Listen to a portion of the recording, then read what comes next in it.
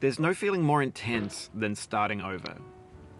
If you deleted your homework the day before it was due, as I have, or if you left your wallet at home and you have to go back after spending an hour in the commute. If you won some money at the casino and then put all your winnings on red but it came up black. If you got your best shirt dry cleaned before a wedding and then immediately dropped food on it. If you won an argument with a friend and then later discovered that they just returned to their original view. Starting over is harder than starting up. If you're not ready for that, like if you've already had a bad day, then what you're about to go through might be too much. Feel free to go away and come back. I'll be here. Alright, thanks for coming with me on this trip.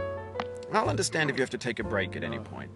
Just find a safe place to stop and quit the game. Don't worry, I'll save your progress, always. Even your mistakes. This game is a homage to a free game that came out in 2002 titled Sexy Hiking. The author of that game was Jazuo, a mysterious Czech designer who was known at the time as the father of B games. And B games are rough assemblages of found objects. Designers slap them together very quickly and freely, and they're often too rough and unfriendly to gain much of a following. They're built more for the joy of building them than as polished products. In a certain way, Sexy Hiking is the perfect embodiment of a B game. It's built almost entirely out of found and recycled parts, and it's one of the most unusual and unfriendly games of its time. In it, your task is simply to drag yourself up a mountain with a hammer. And that act of climbing, in the digital world or in real life, has certain essential properties that give the game its flavor.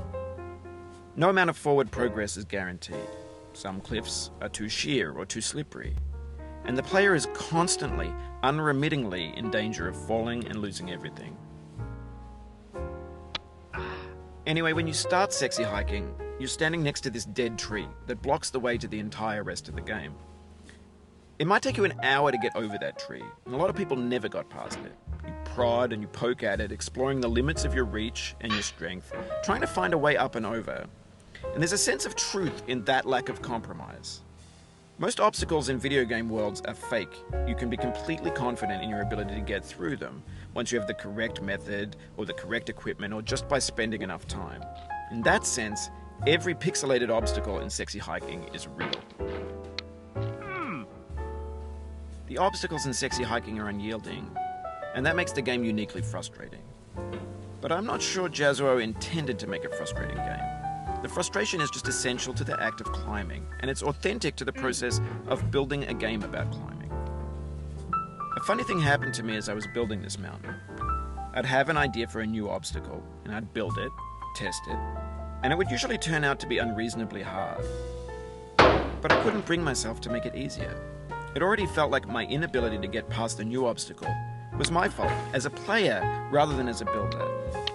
Imaginary mountains build themselves from our efforts to climb them, and it's our repeated attempts to reach the summit that turns those mountains into something real.